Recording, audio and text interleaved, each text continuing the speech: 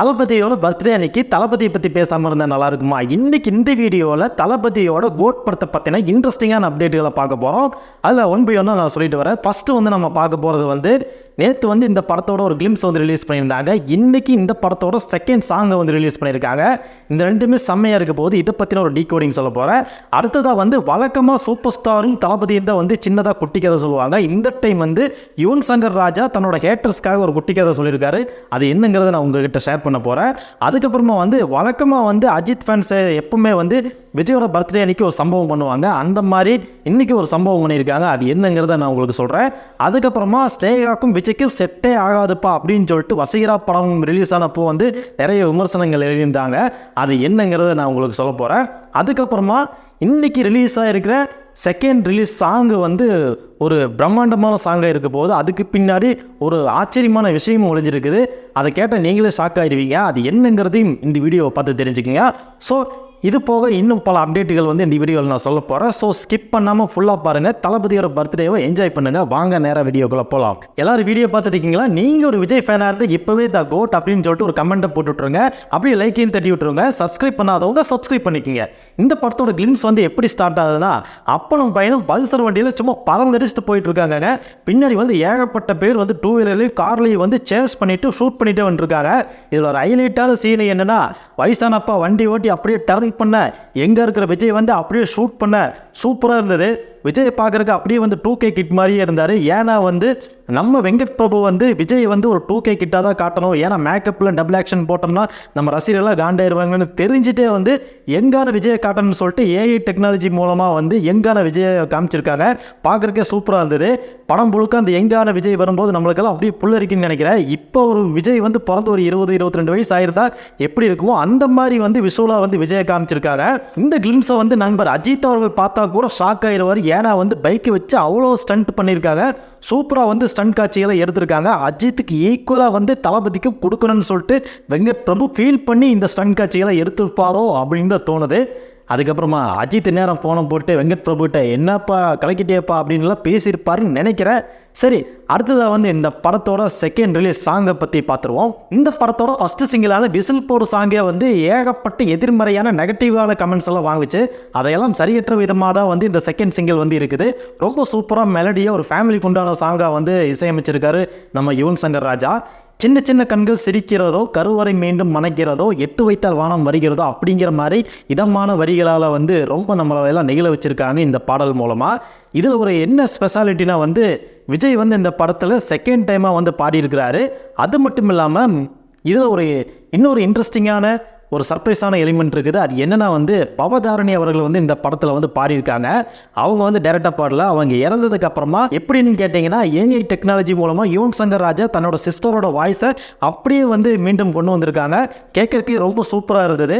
இதுக்கப்புறமா வந்து ஏஐ டெக்னாலஜியை பயன்படுத்தி யார் வேணாலும் எந்த குரலில் வேணாலும் பாட வைக்கலாம் அப்படிங்கிறது வந்து ப்ரூவ் ஆகிருக்குது.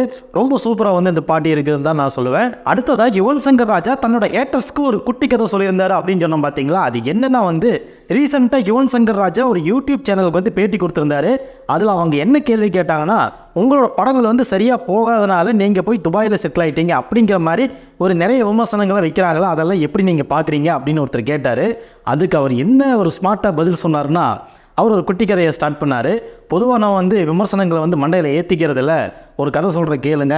ஒருத்தர் வந்து ஒரு காட்டில் வந்து குதிரையை பிடிச்சிட்டு நடந்து போயிட்டு இருந்தானா, ஆப்போசிட்டில் ஒருத்தர் வந்துட்டு ஏப்பா குதிரையை வச்சிருக்க நடந்து போயிட்டுருக்க, உனக்குள்ள அறிவில்லை அப்படிங்கிற மாதிரி கேட்டு அவன் போயிட்டானா. ஆமாம் கரெக்டாக தானே, நம்ம ஏன் குதிரையை வச்சுட்டு நடந்து போகணுன்னு சொல்லிட்டு அந்த குதிரை மேலே ஏறி சவாரி பண்ணிட்டு போயிட்டு இருந்தாரா. கொஞ்சம் தூரம் போனோடனே இன்னொருத்த வந்து ஆப்போசிட்டில் வந்துட்டு இருந்திருக்கான். அவன் வந்து என்ன சொல்லியிருக்கானா, ஏன்னா வாயில்லா ஜீவன் மேலே இப்படி ஏறி வந்து சவாரி பண்ணுறே, உனக்குலாம் நல்லா இருக்குதா, ஏன் நடந்து போக மாட்டியா அப்படிங்கிற மாதிரி ஒருத்தன் சொல்லியிருக்கா. அதை கேட்டோன்னா சரி அதுவும் சரிதான்னு சொல்லிட்டு இறங்கி நடந்து போயிருக்கா. இந்த மாதிரி ஒவ்வொருத்தர் சொல்கிறத கேட்டு நம்ம வந்து மண்டையில் ஏற்றிக்கிட்டால் நம்ம வந்து நினச்சதை வந்து சாதிக்க முடியாது, அணைய முடியாது. ஒரு டிப்ரெஷனான மனநிலைமையிலே தான் நம்ம எப்பவுமே இருப்போம். அதனால் வந்து சொல்கிறவன் என்ன வேணால் சொல்லிட்டு போகட்டும், நம்ம எந்த எய்மோட போயிட்டுருக்கோமோ அந்த எய்மோட போகிறதா நம்மளுக்கு நல்லது அப்படிங்கிற மாதிரி வந்து யுவன் சங்கர் ராஜா செப்பல் சாட்டை வந்து தன்னோட ஹேட்டர்ஸ்க்கு வந்து கொடுத்துருக்காரு. இதுதான் அந்த குட்டி கதை. அடுத்ததாக வந்து இந்த வசீகரா படம் வந்து ரிலீஸ் ஆன புதுசில் வந்து விஜய்க்கும் ஸ்னேகாவுக்கும் செட்டே ஆகலப்பா, ஸ்னேகாவை பார்த்தா ஏதோ அக்கா மாதிரி இருக்காங்க, விஜய்க்கு வந்து சூட் ஆகலை அப்படிங்கிற மாதிரி எல்லாம் பேசிகிட்டு இருந்தாங்க, விமர்சனங்களும் எழுதினாங்க.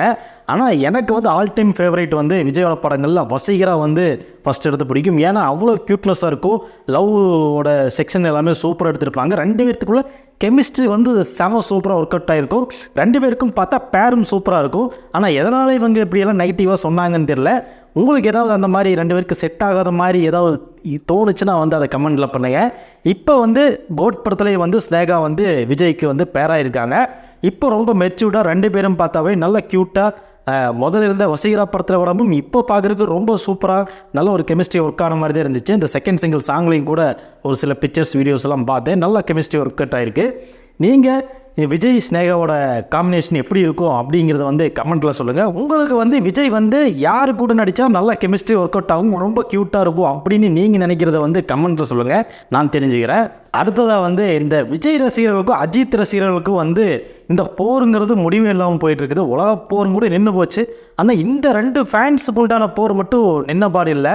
என்னென்னா வந்து இன்றைக்கி வந்து தளபதியோட பிறந்தநாள், அதனால் தளபதியோட படங்களோட அப்டேட்டும் வரும், வைரலாகவும் ட்ரெண்டாகவும் இப்படி தான் போயிட்டுருக்கும். இதுதான் நிலை. அதை வந்து ஓவர் கம் பண்ணணும், அதை கொஞ்சம் அடக்கி வைக்கணும். அப்படிங்கிறதுக்காக அஜித் ரசிகர்கள் என்ன பண்ணுவாங்கன்னா, ரீசெண்டாக இப்போது அஜித்தோட படங்களை எல்லாம் வந்து அந்த படங்களோட அப்டேட்டுகளை எல்லாம் வந்து சோஷியல் மீடியாவில் ட்ரெண்ட் பண்ணுவாங்க, வைரல் பண்ணுவாங்க. அப்டேட்டே இல்லாட்டியும் பரவாயில்ல, ஏதாவது அஜித்தோட விஷயத்தை வந்து எடுத்து போட்டு வைரல் பண்ணிகிட்டு இருப்பாங்க. ஏன்னா வந்து நாங்களும் இருக்கோம், நாங்களும் மெஜாரிட்டியில் இருக்கோம் அப்படின்னு காட்டுறதுக்காக வந்து அஜித் ரசிகர்கள் எப்போவுமே அஜித்தை விட்டு கொடுக்காம ஏதாவது விஷயத்தை ட்ரெண்ட் பண்ணுவாங்க. அதுவும் விஜயோட பர்த்டே அன்னைக்கு கண்டிப்பாக வந்து அவங்களும் ட்ரெண்ட் பண்ணிட்டு தான் இருக்காங்க. அஜித் வந்து இந்த குட் பேட் அக்லி படத்தோட முதற்கட்ட படப்பிடிப்பில் வந்து கலந்துக்கிட்டாரு அப்படிங்கிற நியூஸ் வந்து நம்ம எல்லாருமே கேள்விப்பட்டோம். அந்த படத்துக்கு உண்டான பணிகள் வந்து இப்போ போயிட்டு இருக்குது. அந்த படத்தோட முதற்கட்ட பணிகள்லாம் முடிஞ்ச கையோடு வந்து திரும்பவும் விடாமுயற்சிங்கிற படத்தில் வந்து இணைஞ்சிருக்காரு நம்ம தலை அஜித். அதுக்காக வந்து ஒரு ஃபோட்டோ ஒன்று ரிலீஸ் பண்ணியிருக்காங்க. அது என்னென்னா வந்து ஆரவோட அஜித் வந்து இருக்கிற மாதிரி ஒரு ஸ்டில் வந்து ரிலீஸ் ஆகிருக்குது.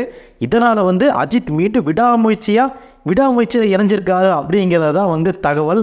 இந்த ஃபோட்டோஸை வந்து சோசியல் மீடியாவில் ஷேர் பண்ணி இன்றைக்கி இந்த கோட் படத்துக்கு ஈக்குவலாக வந்து அஜித்தோட ரெண்டு படங்களையும் வச்சு வந்து சோசியல் மீடியாவில் சுத்த விட்டுருக்குறாங்க. இதுதான் இன்றைக்கி ஹாட் ட்ரெண்டாக வந்து ட்விட்டர்லேயும் சோசியல் மீடியாலையும் வைரல் ஆகிட்டு இருக்குது. இப்படி விடாமுயற்சி குட் பேட் அக்லி அப்படின்னு சொல்லிட்டு கொஞ்சம் ரெஸ்ட் நேரம் கிடைக்கிற போதெல்லாம் பைக் எடுத்துகிட்டு ஊர் சுத்த கிளம்பிடுறாராம் தலை. இப்படி தான் வந்து தலையோட போர்ஷன் போயிட்டு இருக்குது.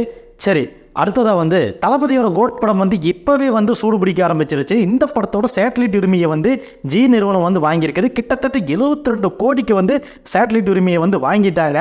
ஏன்னா வந்து இந்த படம் வந்து மிகப்பெரிய பிளாக் பஸ்டர் ஆக போகுதுன்னு தெரிஞ்சுட்டு போட்டுட்டு இதுக்கான டிமாண்ட் வந்து இருந்தது. கடைசியாக வந்து ஜி நிறுவனம் வந்து இந்த சேட்டலைட் உரிமையை வந்து வாங்கிட்டாங்க. 72 கோடியை 144 கோடியாக வந்து சம்பாதிக்க போகிறாங்க ஜி நிறுவனம். ஏன்னா தளபதிக்கு அவ்வளோ பெரிய மார்க்கெட் இருக்குது. ஏன்னா வந்து தளபதியோட கடைசி படம் இதுதான், இல்லை இன்னொரு படம் வந்தாலும் ஆச்சரியப்படுறதுக்கு இல்லை. 2026க்கு அப்புறமா ஃபுல் அரசியலில் இறங்க போகிறாரு தளபதி விஜய். அதனால் இந்த அளவுக்கு இந்த படத்தை வந்து ஒரு மார்க்கெட் பிடிக்க முடியுமோ அந்த அளவுக்கு டிஸ்ட்ரிபியூட்டர் ஆகட்டும் சரி, ப்ரொடியூசர் ஆகட்டும் சரி, இந்த சேட்டலைட் உரிமைகள் சரி, யாராக இருந்தாலும் சரி, அந்த அளவுக்கு எந்த அளவுக்கு இந்த மார்க்கெட்டை வந்து பிடிக்க முடியுமோ அந்த அளவுக்கு பிடிச்சிருவாங்க. அந்த அளவுக்கு மக்கள் கூட்டமும் அலையும் போதும். ஏன்னா விஜயை வந்து லாஸ்ட்டாக நம்ம ஸ்க்ரீனில் பார்க்க போகிறோம் அப்படிங்கிறதுக்காக. இந்த படத்தோட ஒன்லைன் ஸ்டோரி எப்படி இருக்க போகுதுன்னா வந்து ஒரு மிலிட்ரி ஆஃபீஸர் வந்து தன்னோட எங்கேஜில் வந்து ஒரு மிகப்பெரிய மாஃபியா கூட்டத்தை வந்து அழிச்சிடறாரு. அதில் ஒருத்த மட்டும் எஸ்கேப் ஆகிடுறான். அப்படி வந்து அந்த ஒருத்தர் எஸ்கேப் ஆனவன் வந்து மீண்டும் வந்து ரொம்ப வருஷம் கழித்து அந்த மிலிட்ரி ஆஃபீஸரை தேடி வர்றான். அப்படி தேடி வரும்போது அந்த மிலிட்ரி ஆஃபீஸருக்கும் அந்த ஆப்போசிட்டில் இருக்கிற வில்லனுக்கும் நடக்கிற கதை தான் வந்து கிளைமேக்ஸ் வரைக்கும் விறுவிறுப்பாக போயிட்டுருக்கான். அது மட்டும் இல்லாமல் இந்த மிலிட்ரி ஆஃபீஸர் தன்னோட பையனோட உதவியால் எப்படி அந்த திரும்பவும் அந்த நெட்வொர்க்கை வந்து எப்படி அழிக்கிறாரு அப்படிங்கிறத முழு கதையாக இருக்க போகுதுங்கிற மாதிரி சொல்கிறாங்க. இது ஒரு டைம் ட்ராவல் படமாக கூட இருக்கலாம், ஆச்சரியப்படுறதுக்கு இல்லை, சஸ்பென்ஸ் நீங்கள் தேட்டரில் பாருங்கள் அப்படிங்கிற மாதிரியும் வந்து படக்குழு வந்து சொல்லியிருக்காங்க. நாமளும் வந்து ஈகராக வெயிட் பண்ணுவோம் தேட்டரில் இந்த ஸ்டோரி வந்து எப்படி இருக்க போகுதுன்னு சொல்லிட்டு. ஏன்னா ஏற்கனவே அப்புறம் லியோ இந்த மாதிரி படங்களும் இந்த மாதிரி தான் ஒரு ஃப்ளாஷ்பேக்கோட தான் வந்து ஸ்டார்ட் ஆகும். பழி வாங்குகிற ரிவெஞ்ச் எடுக்கிற கதை மாதிரி தான் இருக்கும். இந்த படம் எப்படி இருக்க போகுது அப்படிங்கிறது வெங்கட் பிரபு கையில் தான் இருக்குது. நம்ம வந்து செப்டம்பர் 5 அன்னைக்கு இந்த படத்தை பார்த்து தெரிஞ்சுக்கலாம். ஓகே, இந்த வீடியோ உங்களுக்கு பிடிச்சிருந்தா மறக்காமல் லைக் பண்ணுங்கள், ஷேர் பண்ணுங்கள், சப்ஸ்கிரைப் பண்ணுங்கள். நீங்கள் நம்ம சேனலுக்கு புதுசாக வந்திருந்தால் மறக்காமல் சப்ஸ்கிரைப் பண்ணிட்டு பெல் பட்டனை கிளிக் பண்ணி வச்சுக்கோங்க. நீங்கள் பெல் பட்டனை கிளிக் பண்ணி வைக்கிற மூலமாக தான் நான் போடுற இந்த மாதிரியான இன்ட்ரெஸ்டிங்கான வீடியோஸ் எல்லாம் குயிக்காக உங்கள் ஹோம் பேஜை தேடி வரும் அப்படிங்கிறதுல சந்தேகமே இல்லை. ஸோ நன்றி, வணக்கம்.